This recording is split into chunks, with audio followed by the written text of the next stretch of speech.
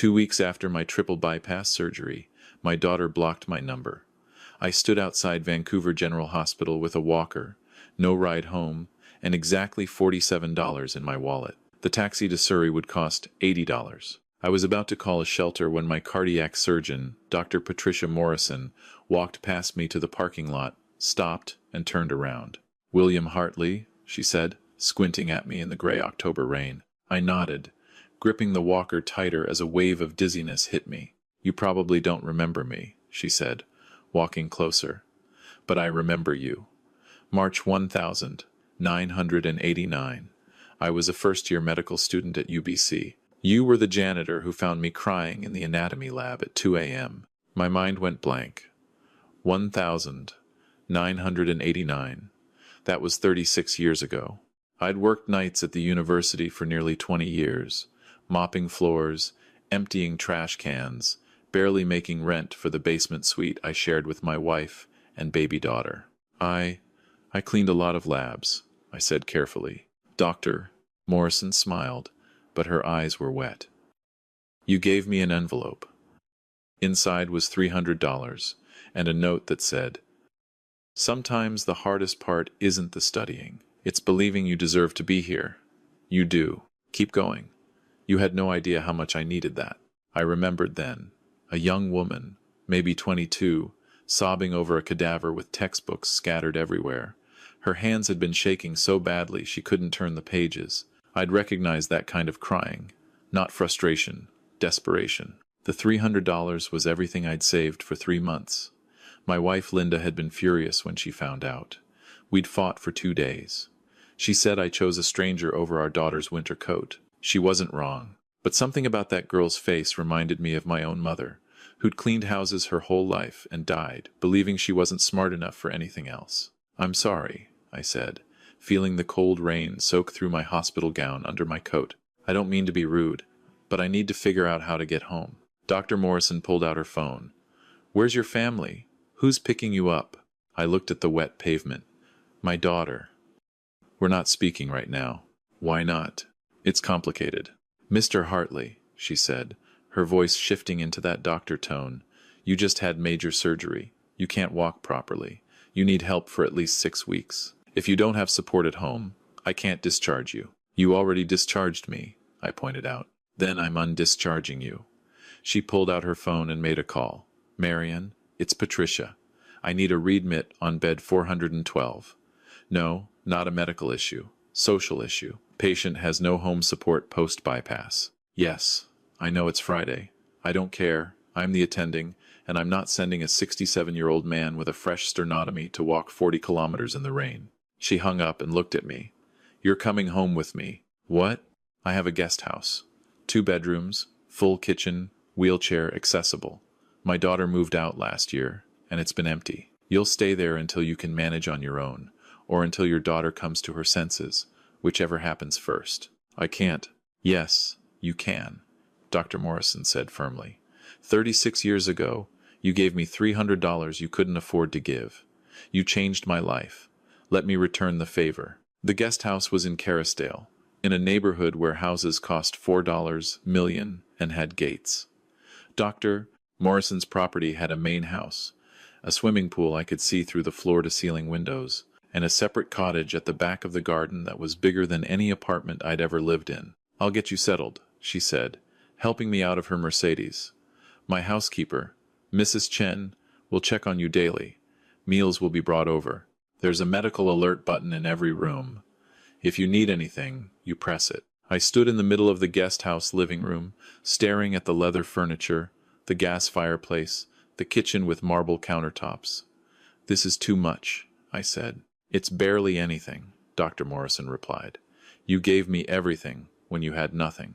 The least I can do is give you something when I have everything." That night, lying in a bed with sheets that probably cost more than my monthly disability check, I thought about my daughter, Rachel. She was 37 years old now. A pharmaceutical sales rep, made good money, married to a man named Brett who worked in commercial real estate.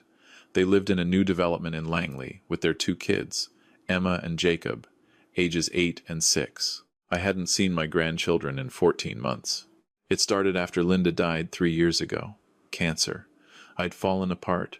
Rachel had tried to help at first, but I'd pushed her away, told her I didn't need anything, that I was fine. I wasn't fine. I drank too much, stopped answering calls. Missed Emma's 7th birthday party because I couldn't get out of bed. Rachel had eventually stopped trying, and I'd let her. When I'd gone into the hospital for surgery 2 weeks ago, I'd called her from pre-op. She'd answered but said she couldn't talk. She was in a meeting. I'd texted her afterward. Surgery went well. Home in a few days. She'd replied, "Glad you're okay." That was it. I'd called her yesterday when the hospital said I was being discharged. It rang once, then went to voicemail. I'd called again. Same thing. That's when I knew she'd blocked me. The next morning, Mrs. Chen arrived at 8 a.m. with breakfast. Scrambled eggs, whole wheat toast, fresh berries, coffee. She was a Taiwanese woman in her 60s with sharp eyes and gentle hands. "Doctor, Morrison says you need protein for healing," she said, setting the tray down. "Eat everything. This is too much food for one person," I said. "Then you eat half now, half at lunch," she said. "I come back at noon to check your incision. Make sure you take medicine on time." After she left, I sat at the kitchen table and cried. Not because I was sad, because for the first time in 3 years, someone was taking care of me, and I'd forgotten what that felt like. Doctor Morrison came by that evening after her shift. She'd changed out of her scrubs into jeans and a sweater. She looked exhausted. "How are you feeling?" she asked, sitting across from me at the kitchen table. "Sore, tired, guilty." "Guilty about what?" "About taking your charity." "It's not charity," she said. "It's a debt. I owe you my entire career. Do you know where I am now because of what you did?" I shook my head. "I'm the head of cardiac surgery at Vancouver General. I perform over 200 surgeries a year. I've trained 40 residents. I've published research that's changed protocols across Canada, and none of that happens if I drop out of medical school in first year, which I was about to do before you gave me that envelope." She pulled out her phone and showed me a photo. A young woman in medical school, graduation robes, beaming, holding a diploma. "That's me in 1994, she said. "The first person in my family to finish university. My parents were refugees from Vietnam. They worked in a fish processing plant in Richmond. They didn't understand why I wanted to be a doctor. They thought I should get married, have kids, work at a bank maybe. They didn't come to my graduation." She swiped to another photo. An older Asian couple standing with Dr. Morrison in front of a new house. "That's them 15 years later, she said, "after I bought them a house and retired them. After I proved that their daughter could do something they never thought possible. You gave me the courage to keep going when I thought I didn't belong. So no, Mr. Hartley, this isn't charity. This is the very least I owe you." I looked at the photos, then at her. "Call me William," I said quietly. "Okay, William. Then you call me Patricia." Over the next 2 weeks, I fell into a routine. Mrs. Chen came twice a day. Patricia stopped by most evenings after work. I did my cardiac rehab exercises, walked slowly around the garden, read books from Patricia's library. My chest hurt less every day. My strength came back gradually, but my phone stayed silent. I'd look at Rachel's contact photo sometimes, her and the kids at the beach last summer, before everything fell apart completely. Emma was missing her 2 front teeth.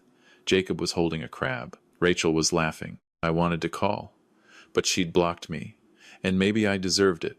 3 weeks after I moved into the guest house, Patricia came over with takeout sushi and a bottle of sake. "We're celebrating," she said. "What are we celebrating?" "Your echo came back perfect. Your cardiologist says you're healing beautifully." And I had a thought. I looked at her suspiciously. What kind of thought? She poured 2 small cups of sake. "Your daughter, Rachel, right?" My stomach tightened. "What about her?" "You need to fix that. She doesn't want to talk to me." "Have you tried?" "She blocked my number." Patricia nodded. "Okay, so you can't call, but you can write. You can show up. You can try." "She made her choice," I said. "Did she? Or did you make it for her by giving up?" I stared at the sake cup. "I don't know how to fix it. I was a terrible father after Linda died. Hell, I was a mediocre father before that. I worked nights, slept days. I missed school events. I missed dance recitals. I was physically there but never really present." "So tell her that," Patricia said. "Apologize. Not because you expect forgiveness, but because she deserves to hear it. I drank the sake in one swallow. It burned. I'll think about it, I said. 2 days later, Mrs. Chen arrived at breakfast, looking troubled. What's wrong? I asked. She hesitated, then sat down across from me. I have question. Is not my business, but I worry. What is it? You have daughter, yes, Rachel?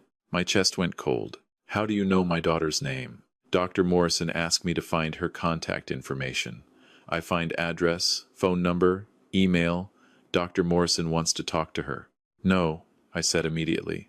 Absolutely not. Patricia can't contact Rachel. Why not? Because this is my mess. I have to fix it. Or not fix it. But it's mine. Mrs. Chen studied me for a long moment. Okay, she said finally. I tell Dr. Morrison you say no. But that night, when Patricia came by, she didn't mention Rachel at all. Instead, she said, I have a proposal. I'm listening. I need help, she said. I run a charity, the Morrison Foundation. We provide medical school scholarships to students from low-income families, kids like I was. We give them money for tuition, books, living expenses, but we also give them mentorship, support, community. That's wonderful, I said. But I don't see what this has to do with me. I want you to work for the foundation, Patricia said. Part-time, 20 hours a week.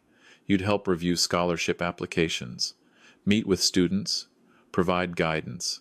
Essentially, do for others what you did for me. I laughed.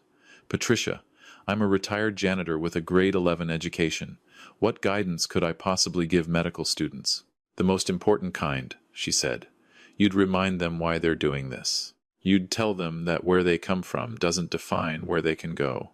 You'd be living proof that one person's kindness can change everything. I don't know anything about running a foundation. You don't have to. I have staff for that. I just need you to be you. Talk to students. Share your story. Help me pick recipients who need more than just money. She paused. The job pays $40,000 a year. I stared at her. You want to pay me $40,000 to talk to students? I want to pay you a fair salary for meaningful work. Think about it. I thought about it for exactly 10 seconds. When do I start? Monday. But there's one condition. What condition? Patricia looked at me seriously. You have to try to fix things with Rachel. I'll help however I can, but you have to try. I knew this was a setup. I knew Patricia was manipulating me into facing something I'd been avoiding. But I also knew she was right. Okay, I said. I'll try. That weekend, I wrote Rachel a letter. I went through 11 drafts. Mrs. Chen helped me with the 12th. It was 2 pages long. I apologized for everything. For not being there after Linda died. For pushing her away. For missing Emma's birthday. For not being the father or grandfather she and the kids deserved. I didn't make excuses. I didn't ask for anything. I just said I was sorry, and I loved her, and I understood if she couldn't forgive me. I put the letter in an envelope and walked to the mailbox at the end of Patricia's street. My chest ached from the walk, but I made it. I stood there for 5 minutes, holding the envelope, before finally dropping it in. Then I went back to the guest house and waited. On Monday, I started at the Morrison Foundation. The office was in downtown Vancouver, a small suite with 3 staff members. There were files everywhere, applications from hundreds of students, photos on the walls of past scholarship recipients, now doctors, nurses, researchers. My job was simpler than I'd expected. I read applications, I met with students, I asked them questions. Why medicine? What's your biggest fear?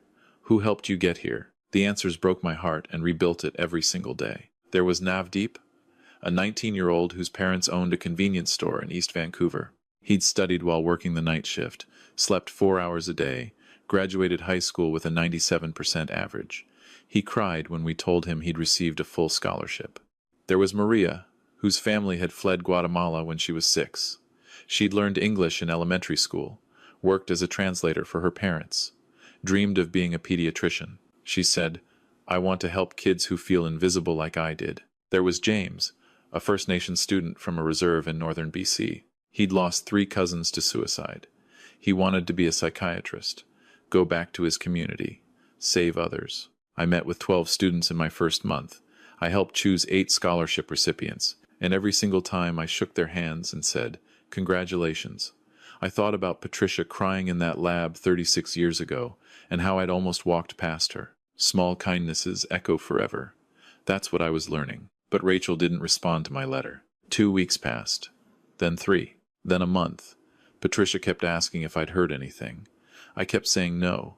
She kept encouraging me to try again. I kept saying I didn't want to push. The truth was, I was terrified. I'd laid myself bare in that letter. If Rachel ignored it, that was an answer, a final one. Then one afternoon in late November, I was at the foundation office when my phone rang. Unknown number. I almost didn't answer, but something made me pick up. Dad? I froze. Rachel's voice. I hadn't heard it in months. Rachel, I said, my voice cracking. I got your letter, she said. She didn't sound angry. She sounded tired. Can we talk? Of course. Anytime. Where are you? I'm outside the address you put on the letter. In Carrisdale. Is this really where you're living? I looked at my watch. It was 3 p.m. I could be there in 30 minutes if I took a taxi. Stay there, I said. I'm coming. When I arrived, Rachel was sitting in her Honda Civic in Patricia's driveway. I paid the taxi driver and walked over slowly. She got out of the car. She looked exactly like Linda. Same dark hair. Same green eyes. Same expression she'd get when she was trying not to cry. Hi, Dad, she said. Hi, sweetheart. We stood there awkwardly for a moment. Then Rachel said, Can we go inside? I want to see where you've been living. I showed her the guest house. She walked through every room, not saying anything, just looking. Finally, she sat down on the couch in the living room and said, This is nicer than my house. It's temporary, I said quickly. I'm not staying here forever. Who's Patricia Morrison? I told her everything. The envelope in 1989, the surgery, Patricia finding me outside the hospital, the guest house, the foundation job, all of it. Rachel listened without interrupting. When I finished, she said, You gave a stranger $300 when I was a baby? Yes. Mom must have been furious. She was. Rachel laughed. But it wasn't a happy sound. That's so you, Dad. Giving away money we didn't have to someone you barely knew. I know it was stupid. It wasn't stupid, Rachel said. It was kind. You were always kind to everyone except yourself. And maybe except us. That hit like a punch to the chest. You're right, I said. I was so busy trying to help other people that I forgot to be present for my own family. I'm sorry, Rachel. I'm so sorry. Rachel wiped her eyes. I blocked your number because I was angry. You kept saying you were fine, but you weren't fine. You were drowning, and you wouldn't let me help you. After Mom died, I tried everything. I called, I visited, I brought the kids over, and you just disappeared. You were physically there, but you were gone. I know. And then when you went in for surgery, you texted me like it was nothing. Surgery went well, like you didn't almost die. Like I wouldn't care if you did. I felt tears running down my face. I didn't want to be a burden. You're my father, Rachel said, her voice breaking. You're not a burden. You're supposed to let me be there for you. That's what family does. We both cried then. Loud, messy, years overdue crying. Finally, Rachel said, Brett and I are having problems. I looked up, surprised. What kind of problems? The kind where he thinks money solves everything, she said bitterly. He got promoted last year, big salary, and suddenly everything's about status. The right neighborhood, the right schools for the kids, the right car. He didn't want me to come see you because he was embarrassed that you lived in a one-bedroom apartment in Surrey and worked part-time at Canadian Tire. Anger flared in my chest. He said that? Not in those words, but yeah. He said you'd made bad choices your whole life, and he didn't want the kids picking up your lack of ambition. She air-quoted the last part. Brett's an idiot, I said. Rachel laughed through her tears. Yeah, he is. Do the kids know I was sick? She shook her head. I didn't tell them. I don't know what I thought. That protecting them from your absence was easier than explaining why their grandfather didn't want to see them anymore. I always wanted to see them, I said fiercely. I just didn't think I deserved to. Rachel grabbed my hand. Dad, listen to me. You made mistakes. So did I. But we're family. That doesn't go away just because things get hard. We talked for 3 hours. She told me about Emma's anxiety, how she'd started having panic attacks at school. She told me about Jacob's obsession with dinosaurs, how he'd memorized every species. She told me about her job, how she hated pharmaceutical sales, but couldn't quit because Brett's income wasn't enough for their mortgage. I told her about the foundation work, about the students I'd met, about how it felt to finally do something meaningful. When she finally stood to leave, she hugged me tightly. "Can I come back next week? With the kids?" "Please," I said. After she left, I sat in the guest house and cried again. But this time, they were good tears. Patricia came by that evening. I told her about Rachel's visit. She smiled and said, "I'm proud of you." "For what?" "For trying. That's all we can ever do. Try to be better than we were yesterday." The next week, Rachel brought Emma and Jacob. Emma was shy at first, hiding behind her mother's legs. But Jacob ran straight to me and said, "Grandpa, do you know what a pachycephalosaurus is?" "I have no idea," I said. "It's a dinosaur with a really thick skull." For headbutting. We spent the afternoon in Patricia's garden. Jacob showed me his dinosaur books. Emma gradually warmed up and told me about her school play. Rachel sat on the patio with Patricia, and I could see them talking seriously about something. Later, Rachel pulled me aside. "Patricia offered to pay for Emma's therapy," she said. I told her, absolutely not. But she insisted. She said the foundation has a mental health program for families of scholarship recipients, and she's expanding it. She wants Emma to be part of the pilot. "Rachel, you don't have to." I already said yes, Dad. "Because Emma needs help, and I'm tired of pretending we can handle everything ourselves." Over the next 3 months, something beautiful happened. Rachel and the kids came to visit every Sunday. We'd have lunch, play in the garden, talk. Patricia often joined us. She and Rachel became friends. Emma started therapy and slowly got better. Jacob collected rocks and leaves and brought them to show me. I kept working at the foundation. I met more students. I helped choose more scholarship recipients. I started giving talks at high schools and low-income neighborhoods, telling kids about the power of kindness, about how one person can change your entire trajectory. In February, Patricia called me into her office at the foundation. She looked nervous, which was unusual for her. "I need to tell you something," she said. "I'm sick." My heart stopped. "What do you mean?" "Ovarian cancer, stage 3. They found it 6 weeks ago during a routine checkup." "Patricia, no." "I'm starting chemotherapy next week," she said calmly. "My prognosis is decent, 60% 5-year survival rate. But I need to get my affairs in order, just in case." I felt like I'd been punched. "What can I do?" "I need you to take over the foundation." "What?" "If something happens to me, I need someone I trust to run it. My lawyer will handle the legal stuff. But I need you to be the heart of it, to keep doing what you're doing. Meeting students, choosing recipients, being the person who sees potential in people when they can't see it themselves." "Patricia, I can't." "Yes, you can," she said firmly. "You've been doing it for months. The students love you. The staff loves you. You're exactly what this foundation needs. But the money? My estate will fund it in perpetuity," she said. "I've worked out the details with my financial advisor. The foundation will have an endowment of $15 million. That's enough to give out 40 scholarships a year forever. I'm making you the executive director. Salary is $85,000 annually." I stared at her. "Patricia, this is insane." "This is gratitude," she said. 36 years ago, you gave me $300 and told me I deserved to be a doctor. I'm giving you $15 million and telling you that you deserve to change lives. We're even." She didn't make it to 5 years. She fought hard. The chemotherapy knocked her down, but she kept getting back up. She kept working, kept doing surgeries when she could, kept showing up for the foundation. But cancer doesn't care how strong you are. Patricia died on a rainy morning in November, exactly 1 year and 3 months after I'd moved into her guest house. She was 59 years old. The funeral was packed with former students, colleagues, patients whose lives she'd saved. Rachel stood next to me, holding my hand. Emma and Jacob sat quietly, not fully understanding but knowing it was important. During the eulogy, one of Patricia's former residents said, "Dr. Morrison used to tell us that medicine isn't about being the smartest person in the room.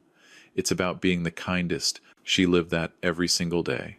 After the funeral, Patricia's lawyer met with me. She handed me a sealed envelope. Dr. Morrison asked me to give you this, she said. I opened it. Inside was a check for $50,000 and a handwritten note. William, it read, this is the money you should have spent on your daughter's winter coat in 1989, plus 36 years of interest.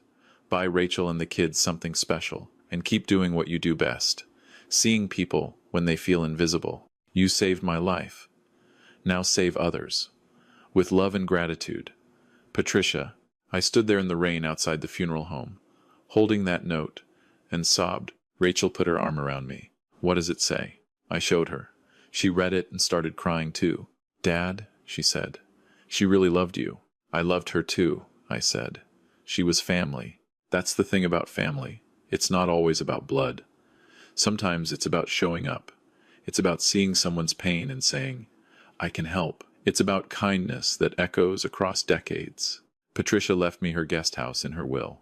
She also left a smaller trust for Emma and Jacob's education. She left instructions for the foundation, scholarships named after her parents, donations to refugee organizations. But the most important thing she left was a blueprint, a way of living that said, when you have the power to help, you help. Not because you'll get something back, but because that's what good people do. I'm 68 now. I run the Morrison Foundation full-time. We've given out 160 scholarships in the 4 years since Patricia died. 60 of those students have graduated medical school. They're doctors now, scattered across Canada, doing exactly what Patricia did, saving lives and paying kindness forward. Rachel and I are close now, closer than we've ever been. She and Brett separated last year. It was hard, but necessary. She's happier now. She quit pharmaceutical sales and went back to school to become a teacher. She says she wants to help kids the way her father and Patricia helped others. Emma's anxiety is managed. She's thriving. She wants to be a writer. Jacob still loves dinosaurs, but now he also loves science. He says he wants to be a paleontologist or maybe a doctor. Like Great-Aunt Patricia, he says. That's what we call her. Great-Aunt Patricia. Last month, I gave a talk at a high school in East Vancouver. Afterward, a girl approached me. She was maybe 16, wearing a school uniform that was a little too big, carrying books that were taped together because the covers were falling off. Mr. Hartley? She said quietly. Can I ask you something? Of course. Do you really think someone like me could be a doctor? I looked at her, really looked at her. I saw myself at 16, working night shifts, thinking I'd never amount to anything. I saw Patricia at 22, crying over textbooks, ready to give up. I saw every scholarship recipient who'd ever sat across from me and asked that same question. Yes, I said. Absolutely yes. Do you know why? She shook her head. Because wanting it is half the battle. The other half is showing up every day and doing the work. And from the look of those books you're carrying, you're already doing that. Her eyes filled with tears. But medical school is so expensive. My family can't. Apply for the Morrison Foundation scholarship, I said, handing her a card. We help students exactly like you. Students who have the drive and the heart, but not the money. Apply, and if you get an interview, ask for me specifically. I'll make sure someone listens to your story. She took the card with shaking hands. Thank you, she whispered. Thank you for having the courage to ask, I said. I don't know if she'll apply. I don't know if she'll become a doctor.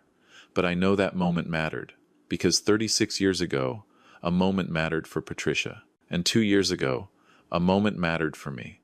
That's the thing about kindness. You never know which moment will be the one that changes everything. So you show up. You help when you can. You see people when they feel invisible. And maybe, if you're lucky, 36 years later, someone will find you standing in the rain with a walker and no way home, and they'll say, I remember you. Let me help. That's not karma. That's not fate. That's just people being good to each other. And in a world that can be cold and hard and unforgiving, that's everything. I learned something important in these last few years. It's never too late to repair what's broken.